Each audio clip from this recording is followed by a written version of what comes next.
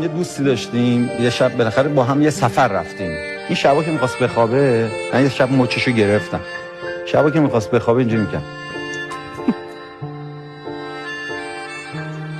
دارم ازشون تشکر می‌کنم. گفتم چی؟ گفت از چشمم برای که امروز برام دید، از گوشم برای که برام شنید، از قلبم که وقتی من خوابم اون بیداره داره میزنه. اینا مرخصی نداره. خودتون رو دوست داشته باشین، عاشق خودتون باشین، صبح به صبح دستاتون رو ناز کنین، بگین مرسی که این همه به من خدمت میکنین، مرسی از این پاهایی که منو راه میبرین، مرسی از این بدنی که روح منو تو خودت نگه داشتی. اگه خودتون رو دوست نداشته باشین نمیتونین دیگران دوست داشته باشین. اگه به خودتون احترام نذارین نمیتونین به دیگران احترام بذارین. پس بیاییم از خودمون شروع کنیم.